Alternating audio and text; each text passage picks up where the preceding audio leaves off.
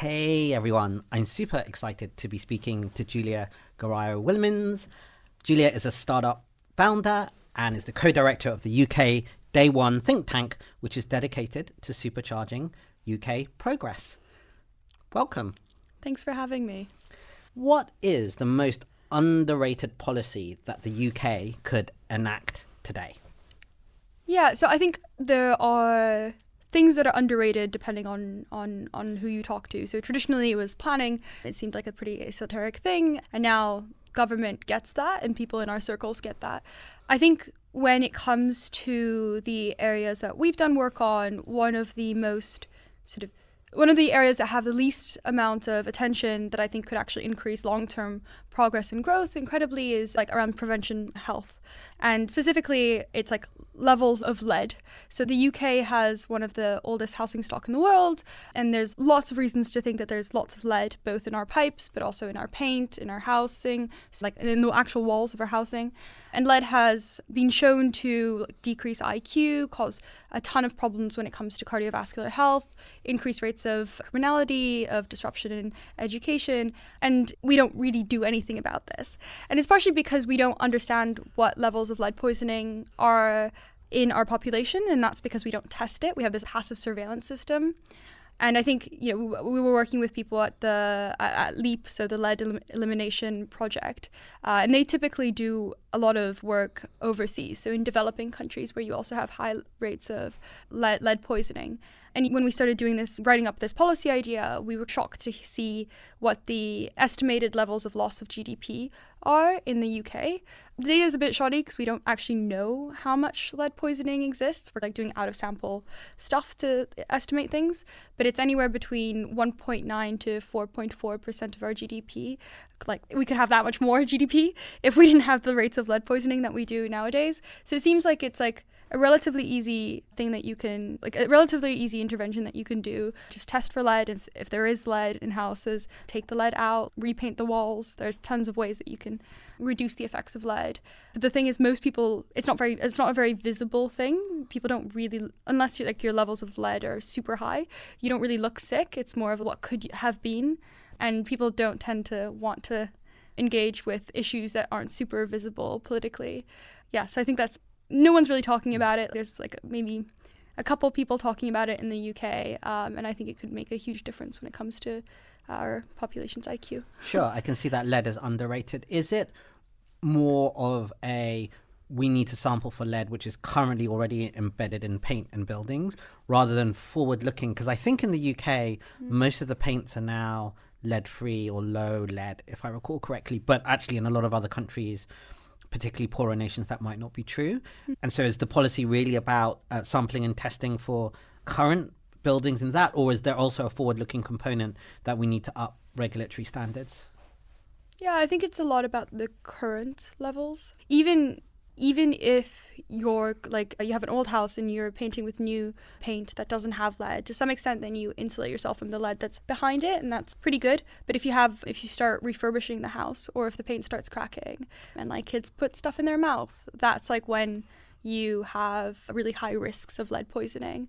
And it's a case of even the smallest amounts have an effect on people. So even if you're getting a little bit poisoned a little bit, there's some loss there. It's not if you reach a certain level of lead poisoning, then problems arise. Okay, that makes sense. And do you have an estimate for how much a sort of policy would cost or something? Are we talking a couple of £100 million, that type of thing, as opposed to billions and billions? It would definitely be on the millions end, and it depends on which interventions you put in place. There's one intervention that we suggest, which is just mandatory testing. The US does this, most states in the US do this, and then some nations like France do opt-in testing, where basically you test children to see if they have elevated lead levels, and then you go and you try to do sort of an investigation to figure out where is this coming from, so we can take away this source of lead. And that can be quite expensive. That's in the millions, and part of the reason there is the sort of way we test for lead is quite expensive. You're typically taking blood samples and then sending it to labs, and that adds up quite quickly. What's really exciting is there's this program called Eclipse that's happening in the UK right now, which aims to reduce the cost of lead testing.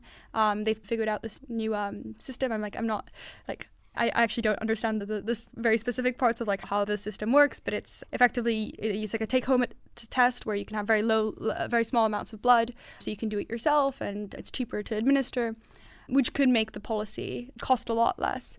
So that's on the sort of testing end. The other recommendation we make is to do more rigorous testing for houses at point of sale, but also at like when they actually start when they're actually building new housing. And there it's regulation. It's not something that costs the government money upfront, but there's obviously some form of like productivity loss or like some cost down the line that comes from that kind of intervention, because you're adding more friction to the market, and that's hard to measure. And yeah, but I think it would still be in the like millions. Yeah, but that's not billions. And it seems to me similar to challenges around air pollution, but I guess lead is perhaps a little bit more tractable. But I hear from air pollution, so these are microparticles, so you've got lung and all of those type of issues, as well as potentially some other issues with brain and the like. But would you rate a lead policy as higher because of its kind of tractability, or would you look at air pollution as well, particularly in cities? I'm guessing London is a big one, but all of the major cities in the UK. Yeah, I think the tractability point is like important. There are sort of interventions that have worked elsewhere that you can copy over, so I think that's helpful as well. You can see what the US did and like where it's worked, where it hasn't worked, and there's some places where it's worked quite well. And I guess you don't really have this sort of, it's like, I think easier to make those interventions than it is to regulate like big companies to stop air pollution. You would have less productivity loss with the like housing market. Or the other source that I didn't mention is pipes, like in water. Yeah. Like we don't even test our water for lead very sufficiently or in the proper way. And that's it's public goods. It's easier to go in and change the lead pipe, the pipes. Yeah. Okay. If that's the most underrated policy, what's the one policy or law that you would get rid of that you think is really overrated or is stifling at the moment? I mean, like lots of the planning regulations, like lots of people talk about this. Environmental reviews can sometimes be counterproductive because they end up like the way that they think about risk is like as low as possible when they don't think about the knock-on effects of not having the thing built in the first place or not having the technology built in the first place. So a good example of this is nuclear. So sometimes if you're optimizing for as low risk as possible, then you're not thinking about environmentally what it would mean to have a nuclear power plant in 5 years versus being reliant on gas or in some places coal and oil. So in the UK, you don't have to consider that, like the secondary effects of having the thing. So I think our entire regulatory framework is something that I would like at least reconsider. So the other countries don't necessarily have this like as low as possible risk. Yeah, it's balancing it. It's a kind of almost special interest problem. If you're always going to defend the birds, just looking at the birds thing, and obviously in isolation, you would want to protect the birds. But if you're offsetting with the birds, with the health of your nation on a second order thing, that becomes a lot harder. I could see that. All right, so putting those two things together and those things, is there a policy you would particularly really want to enact in the UK? So we have lead, we have planning. Is there anything else that you'd want to do? Yeah, I don't think the UK is taking AI seriously enough. So we're just about to publish a paper on how do you increase the UK's position globally, like on the Tortoise Index or all these sort of other measures of sort of relative strategic position internationally to do with AI. And I think that to some extent the last government got it. Lots of people in this current government get it, but I don't think that it's a central part of the industrial strategy right now. And it's more, they're thinking more about like, how can we use AI to improve public services, which is fantastic. Like it is an opportunity in that sense. But I wish that safety, but also that like economic security and national security concerns were more at the forefront of the discussion. And that's not what I'm seeing right now. Right now it's very ethics-based, which is good. We need to think about the ethics discussion, or sort of existential risk-based, which is good. We need to think about that discussion. But there isn't really a consideration of what does this mean for the UK as a nation, both economically and in terms of our national security. Okay, so we have AI risk as in, are we going to doom us all? And then we have AI ethics as in, are we using biased sampling so it's not going well into our products? But you're suggesting that we're not thinking around AI opportunity enough, or is it how it's going to affect the nation? Because you could put an argument that let's roll in AI, it can supercharge so many things to do with productivity and business. So really on the opportunity innovation side, or there's just more of an assessment of how that could interact with UK business. Where do you think we're not putting enough focus on, or is it a little bit of everything? A little bit of everything, but I would say the one reason why I think in the UK it's particularly acute is we are a service-oriented economy. That's like where we get the majority of our like big GDP/sector points. And if AI, whether it be like upper bound of what AI will likely be able to do, or even just the mid bound of what the AI could do, we're looking at a lot of jobs being automated, and jobs in the service sector particularly. So I don't think that people are thinking enough about what that would mean for the UK economy. And then there's obviously the sort of the economic security element, which is, okay, we've seen in the last couple of years that it makes sense to have domestic energy production and to have some capacity in our own countries. I think it will be likely that some of the capacity when it comes both to compute but also to talent and some bets on technologies should be happening within the UK, so that that allows you to move on to a next sort of paradigm of the way we live. So I think that's like the primary things that we're not thinking about enough. And how would you tackle that, I guess, at the government level? Businesses are tackling it within their own framework. And I think about this because AI doesn't really have its own department. And maybe that would be that new institution to think about this in a new way. And it might come under sort of business departments. We've got those centrals. Maybe it comes under Treasury. You might think it comes under science and technology, but the science and technology isn't geared up to think about that, seemingly. So would you want government to, because they would likely do some sort of task force and something and they'd look at it, or are you thinking new institution, new way of looking at this from ground up, or are you trying to influence old institution? And what actually then practically would you say, so we want to pay more attention to this, let's give you a little budget of, I don't know, 50 million, 100 million pounds and maybe more. What would you do with this? You could maybe pitch for more if you think this needs 5 billion. Feel free to pitch to it. But what would you actually advise government to do? So I wouldn't make a new institution. I think you have DSIT, and there's like really good talent in DSIT. You have AC, and AC should continue existing. You should have funding for AC. And I think that what it looks like is investments coming from number 10 itself. So things like producing like supercomputers that are available to academics and UK startups. It's things like the National Data Library. We have pretty good data in the UK and opportunities to have even better data.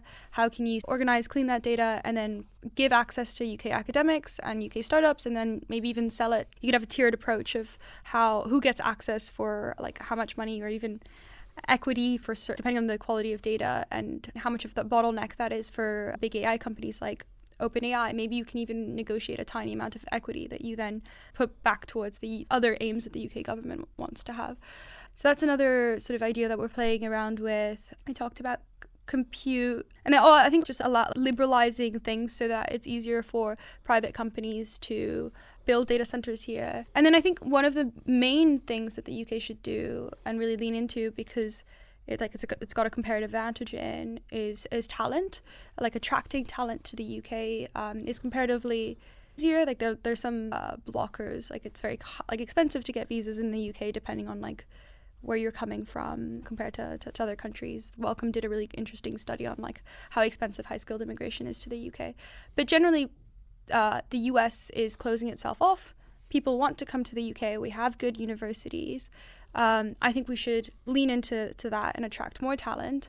One of the recommendations that we make is to launch a office for talent, which effectively would be a small task force that goes out and finds really high potential people. So we're thinking about like maths Olympiads or physics Olympiads, like people who are like at the cutting edge, especially if they're coming from places that maybe they wouldn't have an opportunity to really thrive, and giving them fellowship, like similar to like the Rhodes Fellowship, but you can call it something else, and you bring them over to the UK, put them in either Imperial or Oxford and Cambridge, and then you have that talent in the UK that otherwise either would go to another country or would maybe not have the opportunities to grow in the ways that a country like the UK with its ecosystem would allow them to grow in. Yes, I think talent's another way of thinking about this problem, where a government has like clear levers, where they're not necessarily getting involved in telling businesses what you should do, but also like providing the foundations for an ecosystem to be built in the UK sort of naturally. Great. Let's circle back on talent and perhaps some of the political economy issues around those ideas. I just wanted to finish off on the AI piece, as in it seems that you're arguing for essentially more AI enablement in whatever form, actually at the high level with talent or data and all of these type of things. And I guess when I look at it, the space, there's a little piece of stakeholders who are concerned about we're going too fast, and so they all tend to be worried about doom. And then you've got another at the extremes, and most people in the middle, who are saying essentially we're going too slow, maybe because other potential bad actors or competing actors, let's say China and Russia, and also because it might solve a lot of problems that we have with climate technology and the like, and so we should go faster. And you took a balanced approach in the sense that yes, we do need ethics, and yes, we do need people looking at risk, but enablement is probably going to be better for progress and growth and those type of things. Is that a summary of where your sort of view is? Or when you think about the risks and balance of enablement, go faster versus the risks from either side, how do you parse that balance? Yeah, it's something that I think about quite a bit, because I am to some extent convinced of the arguments on why we should slow down. But I think a lot about the positive externalities of particular policies, where, for example, on the talent question, if you bring bringing people to a place where they have more opportunities is like good for the person, tends to be good for the world because scientific output increases. It's like good for the nation that then receives them. Investments into supercomputing capabilities also helps like UK researchers beyond just like a narrow framing of AI. Compute investments are pretty good because it's like foreign direct investments into the UK, and that generally helps the UK economy. So I think all of the recommendations that have the highest conviction on are ones that I try to think about. You're always working with probabilities, and there's a probability that AI is like, I don't know, like fusion, and you're always at the precipice of in 20 years it's going to work, but it never works. If that ends up being the world that we end up being in, will these policies still have had outsized positive impact? And I think yes. I also think that's unlikely to be true, seeing the progress that we've seen so far. Yeah, that makes sense. How I would say it is AI, for instance, means that on climate net zero, whatever you think the probabilities are, so let's say we get to net zero and the chances at the moment are only 30%. If we do AI really well, that percentage could go up to 50%, and that enormous value probably offsets some of the other things that we think just in the AI domain. And then there's climate, there's health, there's all sorts of other things. And AI for science is something I'm incredibly excited about, like new materials being synthesized. DeepMind did fantastic things with AlphaFold when it comes to and what's the equivalent of that, so we can figure out what our next steel is. Like that could have huge positive impacts on the environmental question if we can figure out how to not do steel. Like people talk about abating steel and steel making. Like I think that's something that's like interesting. Excellent. So coming back to the talent question, I guess there's a couple of elements to this, and you worked on a talent startup, I think. So I guess our initial premise probably has to be that talent is broadly equally distributed across there's a little bit nudge on the edges, but it's probably not super meaningful. As I'd be interested in your reflections on that. And then if that is the case, you have internally in the UK, we can see poor people don't seem to be as prevalent as you might expect if it's equally distributed. You've got other forms of things with that within country. And then once you go outside of country, it's like even worse. Why? If you look at a lot of the poorer nations, do they not seem to have the same percentage of, say, prize-winning scientists or things within business or these kind of things? And you can easily get to the fact that there seems to be an opportunity deficit within that. So I'd be interested in your reflections on that. And then I guess for the UK, how do you think we could do something, given there seems to be a little bit of reticence on a lot of political arguments about what our state of immigration is, and we have this thing about high school and not, given that we've got internal equity challenges as well as the external. Yeah, so just really quickly, the talent startup I helped set up was a philanthropic fund focused predominantly on migration and like getting really talented people to have the opportunity to either to go to the US. So that was the primary focus on that end, and then also helping with labor mobility, where certain countries like Japan have like a need for labor, and they want people to come in, but for whatever reason there's like blockages, like maybe people don't know how to speak Japanese, so then we can fund someone to go teach them how to speak Japanese, and people who want to move will move. I think so. There's this question on where does talent come from, how much should we care about people on the tail ends versus like equity concerns about people in the sort of the other tail end of talent. I think to some extent, like, my view is that like most countries don't actually target the people at the like positive tail end enough because of entrenched reasons, so whether it be class or gender or race. And one of the recommendations that we've made is do these exams or like competitions that are like positive, and then you can also identify talent in that way and do them quite widely across the UK. There was this like quite good paper talking about like the lost Einsteins that was published a couple of years ago, and I think that is right. There's like tons of people that we're missing on the positive tail end that could not only personally have more of their potential be flourished, but also produce all these positive externalities for the rest of the world. And I think that it's pretty obvious to me that those people should be uplifted and enabled to do things. I think migration is a way that you can do that pretty easily because some countries have more infrastructure to help these people than others, and then the positive impacts of their work typically are felt all over the world. And if you look at the economic studies, it shows that this concept of brain drain is actually trickier than people think, because most of the time the sending countries receive a lot of positive impacts because they've sent people over. I think I'm like pretty confident that we should enable like people at the top end of ability, no matter where they come from, and be doing more of that in the UK as well as bringing people over, and that will create positive change worldwide, but also will create positive change within the UK. I think it's more difficult when you think about what that means for people that aren't necessarily at the positive tail end, and I think that's where my views are maybe a little bit European, where I'm like, to some extent, if we can allow everyone to be doing sort of their best, then we can also take care of people who like aren't necessarily at that level of like producing that much, like the productivity. I think productivity is a good word to use, but I actually really struggle with this personally, and I'm pretty confident on what you should do with people who have a lot of potential. I'm not confident on how you deal with people that maybe aren't as productive. Actually, that's an interesting thing on UK education, because actually also on immigration. So the UK gets a lot of criticism on both sides, but actually if you ask global immigrants where they want to go, UK is usually, in fact, it's been in the top 3 destinations for the last 20 years. And that's partly to do with this infrastructure and freedoms and probably language and things and stuff like that. And actually, if you look at education, if you look at sort of PISA scores, these standardized scores, UK, particularly for the amount of money that it's doing actually pretty well in terms of OECD. It might not seem like that in that. And it's improved a lot in the last couple of years. There was like sustained effort and investment and like an actual improvement, and people like that's something we should be proud of. Yeah, exactly. Exactly, it's got better. And that's part of my hood. We've got a lot of challenges, but we also have to accept when things have got better slightly. Yeah. But there is evidence actually at both tail ends. So your top 1%, 10%, and you'll say bottom 1%, 10%, that it's problematic. But we don't have super solutions for either. And it seems to be part of the problem about the fact that you want to, I guess there's a slightly more adjacent, but you want to grow the pie, but you also need to split the pie. And some things, when you're doing that, don't seem to easily sit together. Yeah, I think there's a way to do both.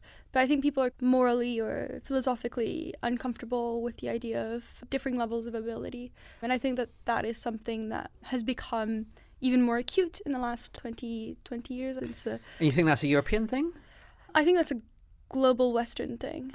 less so in the US. Well, in fact, so one of my first podcasts was with a chap called Leopold Aschenbrenner, who's gone on to do lots of stuff within AI. Right. And he left Germany at the age of 15 to go to study to Columbia University. And part of that is because, and I paraphrase, his view that Germany had a kind of a tall poppy syndrome, so that if you do sprout up, there is less room for you. I guess that's more of his personal view, but that does seem to be echoed. But again, hard to know. But less of that culturally in the US, it seems. I think in the US, yes, there's less of that, but you do have certain like movements, so some people would call them woke movements, where people want to rethink how they think about differences in ability. And I mean, I've spent quite a bit of time in the US, but I'm not an American despite my strange sort of accent.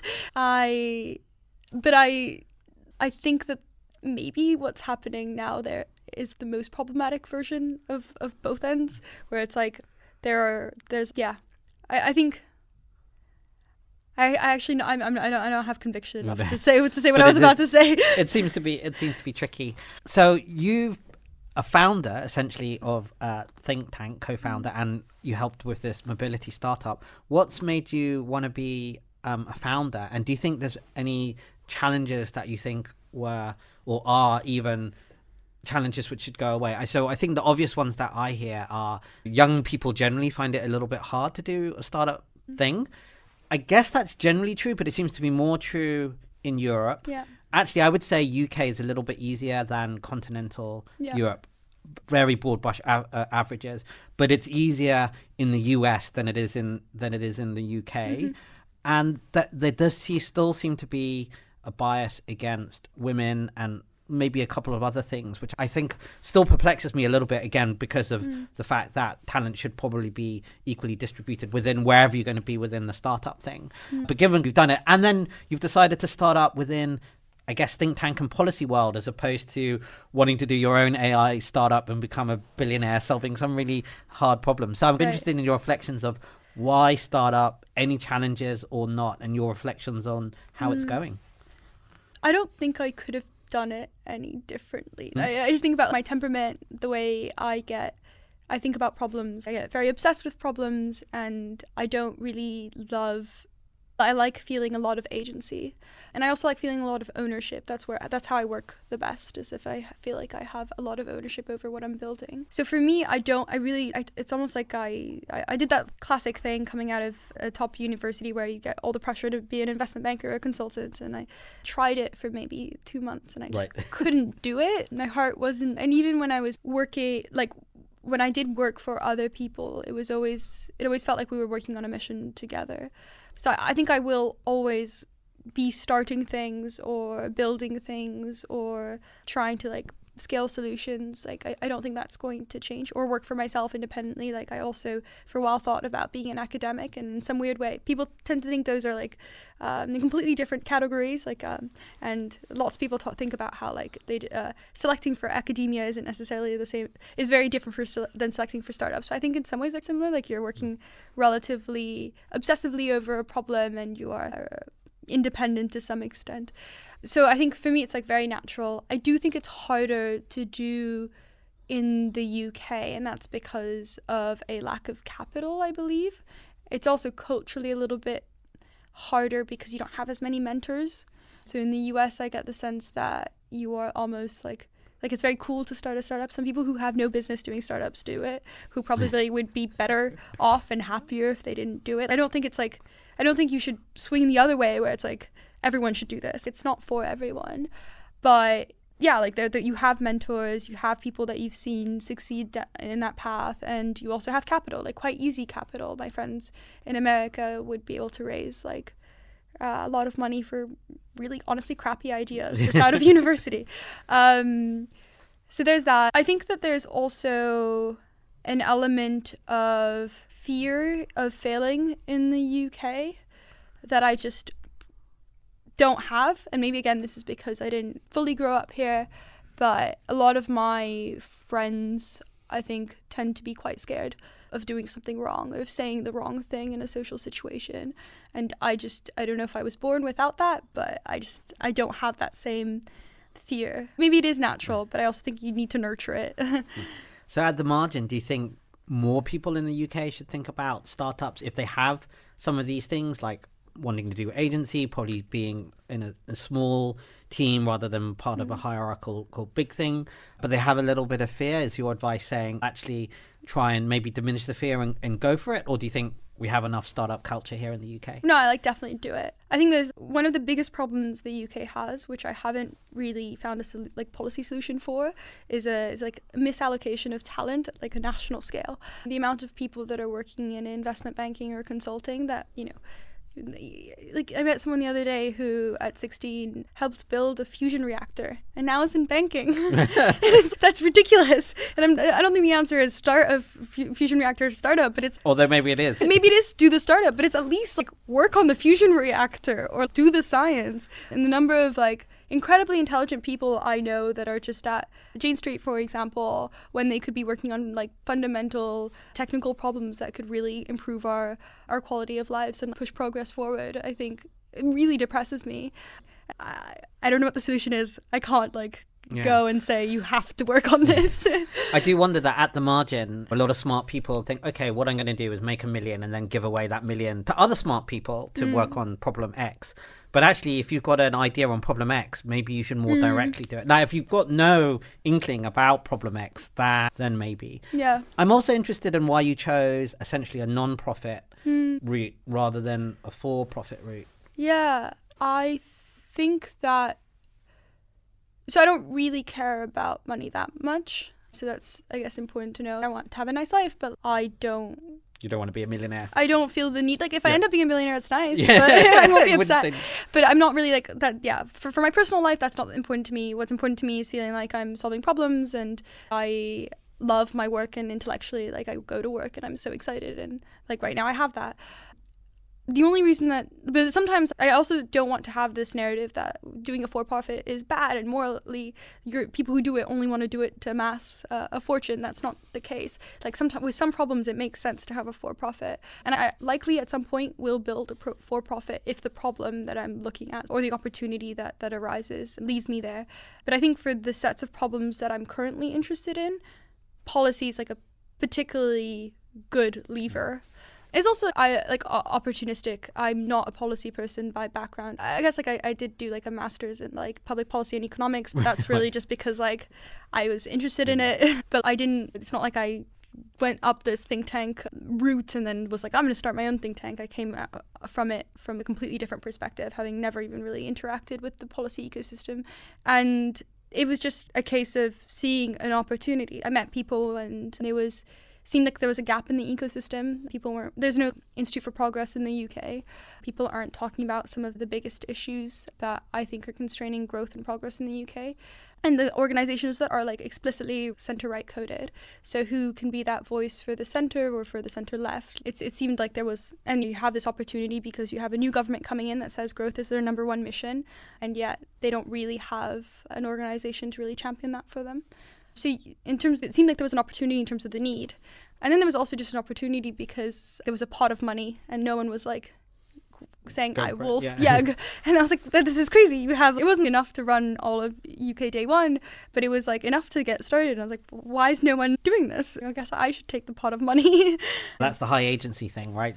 People ask, why not? And so then you go and do it. And I do think also I would echo your sentiment on profit versus non-profit. I was really swayed there's a philanthropist who does a lot of work within climate, but they say actually that 80% of their climate money has gone essentially to startups and 20% for pure philanthropic, but they're actually neutral to which one it would be. It just so happens that the for-profit motive is stronger in order to solve sustainable climate problems. Use the word sustainable there, because it has to be able to work in the real world, and so you can't have funding forever, and therefore startups that. And I wasn't exactly sure within that, but they A, had done it for a long time, and B, had been quite successful, and they're very successful in that. So I was quite swayed by that.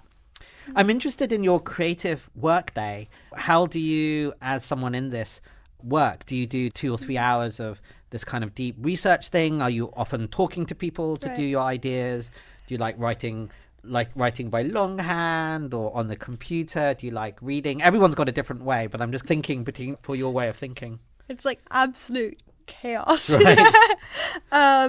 Which is like how I work, and I'm happy working this way, but lots of meetings, and I try to keep one day free where I'm doing deep work, and deep work looks like me doing 5 tasks at once in my apartment, running around, and then I have an idea and I come back and open up that Google Doc, and I get bored of that Google Doc, so I do another one. And I don't think that this is like how most people should work. Maybe I should change the way I work, I'm not sure, but it's working for me so far. And then every once in a while I get incredibly obsessed with working on one paper, and then I'm like doing that until it's 2 a.m. in the morning. And my partner's like, we should probably go to bed. Yes. So I don't know if that's the answer you wanted. No, I did. I'm exposing myself. What I've discovered asking a lot of people about their creative work days, and a lot of highly effective creative people, is there is no one answer.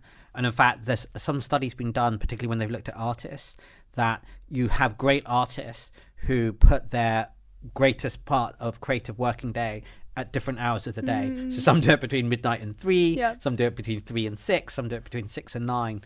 Although one of the kind of meta observations is that they do all consistently work at the thing that they want to work at. So if you're a writer, you have to write. I guess if you're in policy world, you have to think about... Actually, that means me to think, and also the way you work now, is there something that you think of now that is very different from, say, your 16-year-old self? Or did your 16-year-old self, I guess the other way to ask it, really believe something, and then you'll think, well, you know what, she was probably wrong, or the world changed so that she might have been right, but she's no longer wrong? I was quite left-wing at 16, and I think I've become maybe relatively less left-wing, both socially and economically. I think when I was 16, I was a very big pictures person. So I had grand theories about the world, and actually now I think most grand theories can maybe work for a little period of time, but then the world outgrows them. And my view's far more practical now. And I'm quite pragmatic. I'm thinking about what are like small scale things that we can do, and how can we predict like the change that they will create. Whereas when I was young, I thought more in terms of systems, and like maybe you have to design the perfect system. Where now I'm like, okay, I understand chaos theory. I don't think we've got it figured out. And like maybe like what you want to do is have certain policies that work for the next 20 years. And for whatever reason, they might stop working. And then I'm happy to be pragmatic and sit back and say that I was like, that it's wrong for this period in time. I'm also like less likely to believe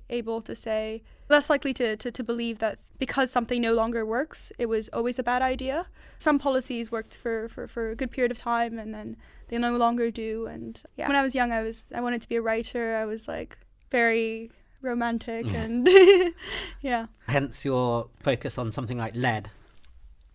Doable. Actually does have a systems impact, but is within what you would thought about narrow bounds, as opposed to, I'm going to make it up, but solving the challenges in democratic processes, which might be a systems thing, but who knows what the right answer would be, even if we have challenges in different nation states. I struggle a lot with epistemic certainty generally. I think it's very difficult to be 100% sure about anything. So I like to think about like what the impacts would be if my bet was wrong, and how can you make sure that in all probabilities you can still have some positive impact, or at least minimize the negative impact that you may have. And I think that's a really helpful way to think about policies in a way that I don't see a lot of people thinking about policies. Sure. Yeah. Okay, and then last one on this esoteric picture one would be, what's something you think then is probably true or true now, which you think most people don't think is true or haven't really thought about? That's really difficult. Yeah, I think in our circle, as a society, we are all moving towards a more utilitarian way of thinking, and that's probably good. I think it's good that people think about probabilities and they think about the impacts of what they're doing. But philosophically, I think that we will at some point have a rebound, and we will start thinking more about virtues and more about concepts like human flourishing, and concepts like, I don't know, like courage being a thing that we care about, because we will maybe this comes back to the epistemic uncertainty. I think it's good to think about impacts, but to some extent it's very difficult to predict things, and then maybe like common wisdom is pretty good, and then you should just come back to some of this And I think that will impact the way we think about how individuals live their personal lives, and not necessarily like less language around optimizing for some things that we care about and more about who we are as people and the things that we as a society care about. And like, I'm sure there's a way philosophically to align both, and someone smarter than me who's now doing the BPhil at Oxford will figure it out. But maybe there's like a ethical system that takes like Philippa Foot's the good and then also does some parfait like consequentialism and find something in the middle. Yeah, I don't think they've figured it out. I think Tyler Cowen says he's 2/3 utilitarian, or maybe he's a little bit more than that, but to try and encompass this idea of that. And I'm quite sympathetic to what you said, as in I think people in policy world, or say even naive utilitarians, think about cost benefit too much, but actually probably the average person doesn't think about it enough. So I think that's probably true. I think for me, as I've got older, I probably now do put more weight on freedom essentially as a value, which interestingly can cross left right. I guess today it's maybe a bit more associated with right thinkers, but left thinkers often have it in terms of freedom of a creative expression. So I write plays, and every playwright will tell you you should be absolutely empowered to write whatever you want to write. Comedians say the same, and they can cross over both politically. But actually, as a value in itself, I think it's quite important. Although putting it in a cost-benefit thing, there's a lot of second-order values to freedom, which I don't think you can easily put in a utility expected value calculation, which is why it's missed out. But actually, and you can see this with revealed preferences, so it's going back to this talent thing. Why do so many people, even with all of the problems, when you ask global immigrants, want to move to the UK and the US? And if you ask them, it is normally something to do with freedoms, and you can make more money and then send the money back and all of those type of things. So that's probably how it's happened for me. Talking about mobility and traveling around the world, you've lived in a few places and had different influences growing up. I think you also spent a little bit of time in Paris as well and things. I guess I'm thinking, what have you learned from not being in London? And is there anything if you could transfer from one of these places and inject it into London, what would you do? Or maybe vice versa? What have you learned from travels and being in different places? So I've really been in a lot of different places. I was born in Brazil. I have Brazilian heritage. I go there every year. I've lived in France and in Hong Kong and Macau and Puerto Rico and Oxford. It's like a lot, which is I think quite. I think a lot of people, when they hear that, they think it forms a bigger part of your identity than maybe I like to think it does. I don't consider unpicking it, because to me it feels quite normal. And if anything, it makes me feel slightly out of place wherever I am. But I think that's like perspective is good, because I think the outside perspective allows you to sometimes see things a little bit more clearly.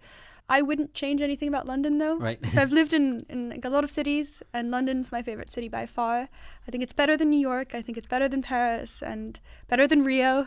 And I think that people that don't like London don't do it properly, because it's incredibly diverse. And maybe this is like my revealed preference in terms of pluralism and like diversity.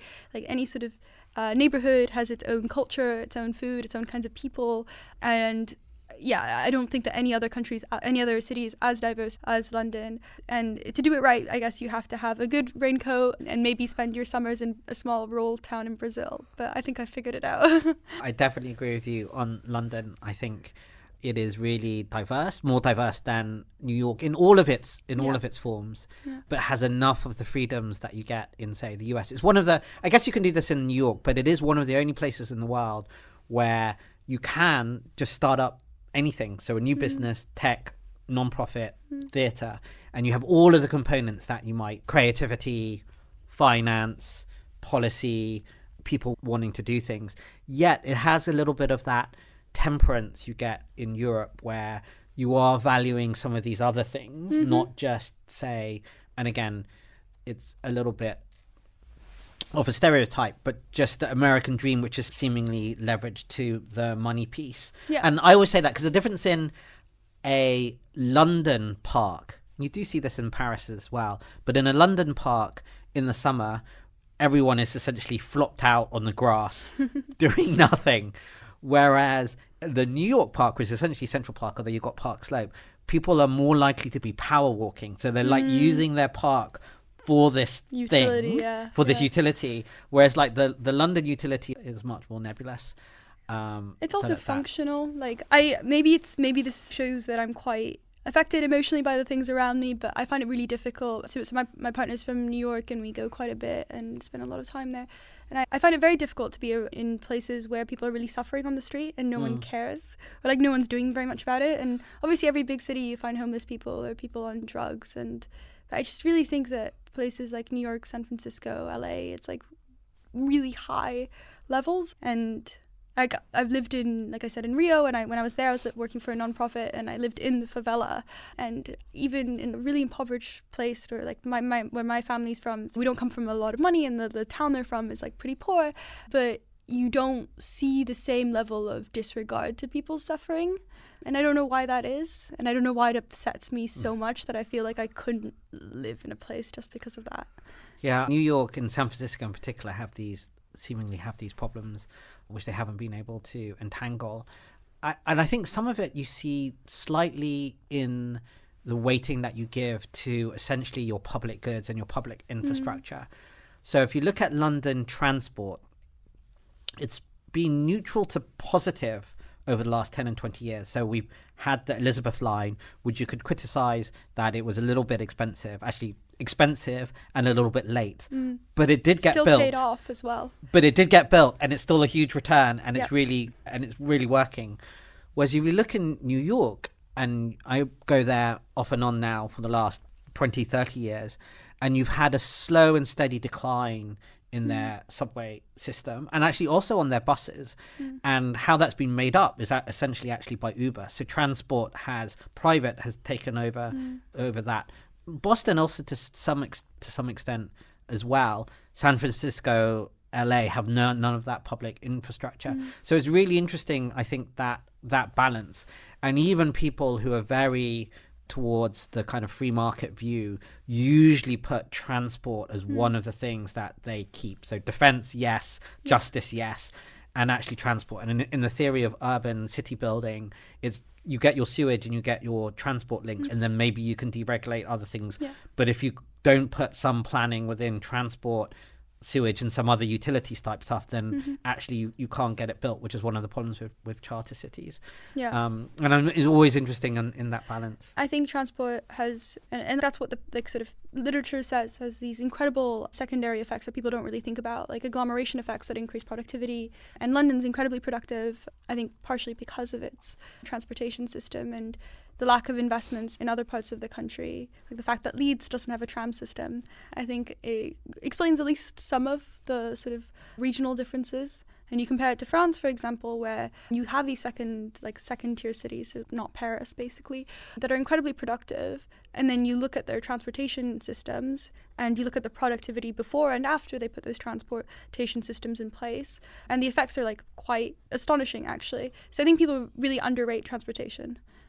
Yeah, and then there's an institutional issue with it. Essentially, London has TfL, which is essentially looked after both subway and bus, whereas when you go out to the regions, there is no defining authority on either buses or things like trams and subways. So it's interesting that actually some at the metro level, or basically at the city level or the urban level, it does seem to be that you want potentially some structure, and that seems to be how it works in places like Belgium and France. There's enough structure that they can put it on that level.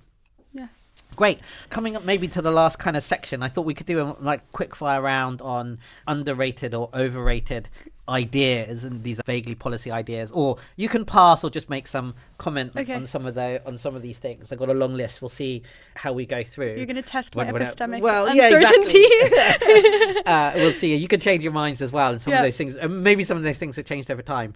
So overrated, underrated, UBI, universal basic income.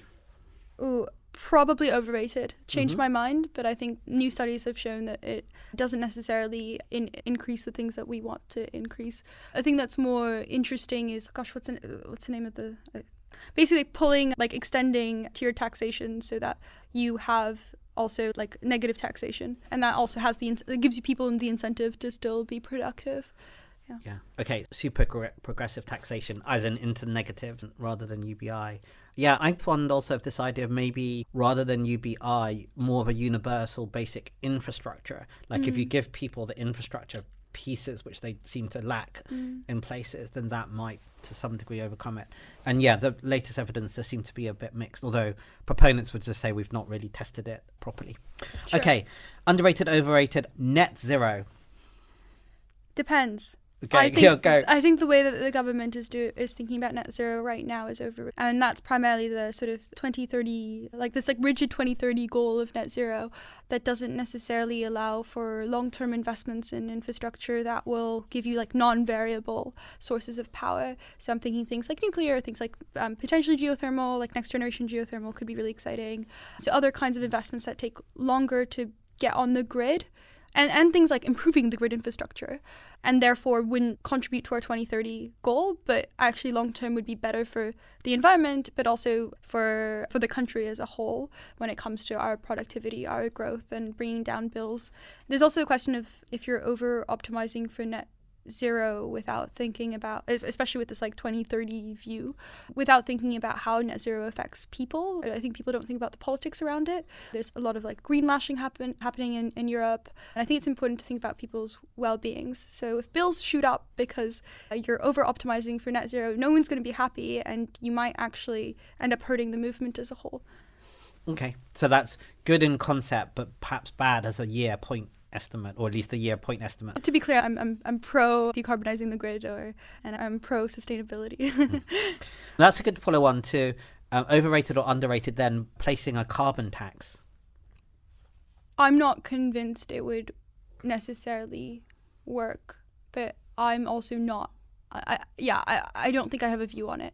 I think maybe slightly overrated in the sense that a lot of work and time and energy has gone into that as a potential solution, whereas I'm more excited about technological solutions that allow us to have more abundance and also have this like a positive environmental impact. So yeah, low credence but slight overrated. Yeah, I'd say economists are positive, standard financial economists, political economy people think it's not easily workable, in very simplistically. Okay, alternative proteins, underrated or overrated? Oh, super underrated. We did a big paper on alternative proteins, and I think there's just so many reasons why they're great. If you care about animal welfare, they're great because of that. If you care about the environment, they're great. It's also like quite exciting. Like maybe I'm quite high openness to experience, but it's like with alternative proteins, maybe we can produce new kinds of proteins with new kinds of tastes and textures, and that's quite exciting to me. So yeah, I think super underrated. Did I say underrated or overrated at the start? Yeah, underrated. Underrated, yeah, exactly. So if you think if you're someone concerned about animal welfare, maybe you're vegan or vegetarian, you would suggest that maybe working on an alternative protein thing is better than working on a cultural change for vegetarian veganism. I think that's also for health reasons. A lot of people really struggle with veganism and vegetarianism. I went vegan, I got really ill, ended up in hospital, and now I eat meat. I feel like I need to eat meat to stay good. But you would eat cell-grown, lab-grown meat, no problems. Like a drop out of a hat, yeah. Have you tried any? I guess you can only have it, I think Singapore, you can just about get the chicken one. I think in the US you need some special license or lab. It's not. The UK has passed legislation to liberalise it, but for pet food, which is a good step. But no, I'm excited to try it at some point. Yeah. Here in the UK, we have famously the Greggs vegan sausage roll that most people cannot tell is not a vegan sausage roll. I know that's not really alternative, but anyway. Okay, ideas on digital democracy, overrated, underrated. What specifically? So I guess this is new democratic processes which are using technology to do that. What's happening in Taiwan as an example? Taiwan would be like a more, I guess it's not extreme. So Taiwan would be a live example. I guess citizens assemblies, ideas of that. And I guess it's the idea that now that we could do voting at scale, which 20 years ago we could not, should we be putting more effort into getting more direct or deliberative democracy ideas? Or is it a waste of time because of actually maybe what we mentioned earlier, that we should be working on some other more narrow problems than we're going to change one choice system for another choice system, which may not actually do any better. Taiwan's, I think, done it really well, and I'm quite inspired by their system. I think it's something that we should consider. I sometimes worry when you're doing policy transfers, there are all these cultural or context differences that mean that things might work or might not work in other countries. And that's why you test things. So I think probably underrated if we're thinking about exploring it as a solution. But if we were just going to start, I guess it also depends on what exactly we're talking about. Mildly underrated. Okay. Self-driving cars. Probably appropriately rated. I don't know how to drive. I never want to learn how to drive. I hope that they work out. In which case you're really hoping that they work out. Yeah. I think they're now underrated. I think maybe they were overrated when everyone was talking about them a few years ago. But now they're actually happening and people have gone really silent, which I think is really interesting. Maybe it's a positive thing. I think people tend to get like pretty used to technological advances. So like as soon as things start happening, it just becomes part of your life. So maybe that's part of it as well. There is this strange, maybe it's not strange, but it's just this fear of things which aren't human. So you had it, I guess we've talked about it a little bit, alternative proteins and these type of things, but it's when the card machine, the ATM was about to come out, there was a lot of reticence, even though the data shows it makes fewer mistakes than humans, but we allow humans mistakes more than computers. So even the fact that self-driving cars seem to at the moment have accidents rates which are in line with, or actually probably below humans, we really have high salience for when they do get things wrong and we don't like it. So you need to be even better than the average human, which generally they're not very good drivers for it. So that seems to be an issue. Yeah, I also think that it's one of those things where it feels really daunting at first when you think about it, and then you get used to it. Like I guess like people were scared of TVs, they were scared of cell phones, and we can argue about some of the negative effects of all of these things that might have happened but might not have happened. But mostly like when it comes to people's perceptions, it's become quite normal. And I think that'll be the case for self-driving cars and alternative proteins and lots of other things. Maybe AI as well. Yeah. We'll see. Okay, nuclear power, but I guess particularly mini nuclear power, but you could talk about nuclear power in general, underrated or overrated? Super underrated. So small modular reactors are sort of the mini nuclear powers that seem to be most likely to work. Rolls-Royce, which is a UK company, is like one of the companies that are trying to produce these. I think that there was like a nuclear winter of sorts where people stopped thinking about nuclear power, I think for mostly cultural reasons, but it's actually one of the most safe technologies that we have for power generation. If you look at the statistics, it's safer than even some of the other renewable energy sources, and definitely much safer than gas and oil and coal and all these other sources. But I think that in the public consciousness, people's perceptions have been completely messed up by things like Chernobyl getting too much attention, and that's what happened at Chernobyl was like a failure for other reasons, not just because it was a nuclear power plant, or The Simpsons, and all these like cultural references have added up to people having this like vague fear about nuclear. But when you show them the facts, they're like, oh, okay, less people die than any other technology, so it seems like we should do it. The only reason maybe it's not so like clear cut is because we totally underrated it for years, lost a lot of our capacity to build. So now nuclear is really expensive to build, especially in the UK. There are some countries that have been, or some companies and some countries that have been able to build at scale for much cheaper. So France and Korea are two countries that have been able to do that. But I think part of that is like, to some extent regulation, to some extent construction in everything is really expensive in the UK, and that's like more downstream effects. And the construction cost has downstream effects. Yeah. I think Rolls-Royce has just won the tender to build it for Hungary. Yeah. So they're going to have a thing there, and it should be cheaper. Like you say, in the UK, it's a little bit more troublesome. Yeah. Great. Museums. Do you think underrated or overrated? Oh, so underrated. Yeah, it's what I do most weekends. I think maybe this comes back to like public spaces, like the way we're talking about parks or public goods in general. I think when it comes to creating, I think we should think more about creating spaces where people can go and feel inspired or feel like they can just exist and it's a public space that's beautiful, or they can learn. Yeah, I think maybe in another life I would be a museum curator. Would you make more US museums free then? Oh, totally. Maybe this is like a weird, like to me it seems outrageous that you have to pay for the museum, but I think it's a public good that people should have access to anywhere, like any other public good. I also think it's ridiculous that in London you have private parks, for example, that are like, yeah, and maybe that's no, maybe private. I said that and I might take it back. I think actually private parks are maybe okay. This is your leading about how, where we are on the free market spectrum. Okay, maybe the last one on this one then would be the big one, would be capitalism. Do you think it's underrated or overrated? I think in some of my circles, totally underrated, like completely underrated. I don't think it's like an evil thing that you need to rein in. And then in some other circles, overrated. I think it's like the best like broad brush system to have, but I think that what we have in many instances isn't capitalism. It's like some form of special interests, and I think that's bad.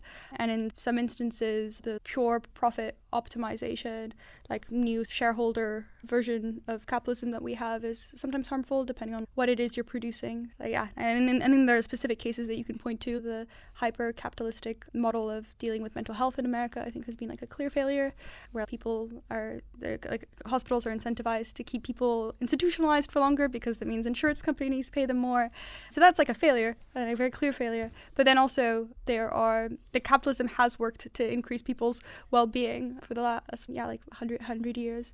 And I come in countries like Argentina, where my father grew up, the non-capitalistic systems have completely decimated an entire generation's wealth.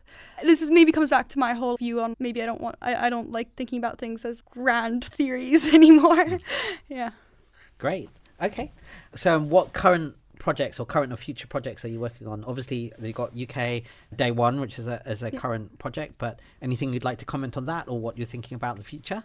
Yeah, so we're thinking of expanding. UK Day One was more of like an election year project, and also MVP for something larger. And so next year we're going to be focused on creating the larger think tank that's not just election year focused, and that works on growth and progress. So the specific areas that we're looking at are talent, infrastructure, and science and technology, all things that I think are really important for growth and progress. Great. And do you have any life advice or career advice that you'd give people listening? Maybe they're thinking about doing a startup or they're younger and they're wanting to have an impact on the world and what they should be thinking, or anything else which has come to mind which you thought you might want to share? Yeah, it's hard because I think I'm quite like early on in my own process, so it's difficult to give. I think it's always difficult to give advice. Even when I hear advice from people that are maybe older and have gone through their career, their advice doesn't seem like it means very much. But maybe also just say what I wish I had heard 4 years ago, 5 years ago. I think having high conviction that if you just work hard at improving yourself and are curious and happy to like work and be agentic and grow, you will probably, things will work out. I think there's, at least for me, it was like a very anxious time when I didn't know where I was going. And then I think it's okay to be opportunistic. I think lots of people think that you have to have one sort of path, but I like to think about my life as honing all these skills and becoming good at doing all these things, and then the sort of perfect opportunity kind of will open up and you'll have the right skills to capitalize on them. And but you can also do that wrong and be like, that's not the perfect opportunity. I think you need to be like, your bar for thinking that a thing is the right opportunity should be pretty low. But that advice probably doesn't generalize super well. That's fair enough. With that, thank you very much. No, thank you.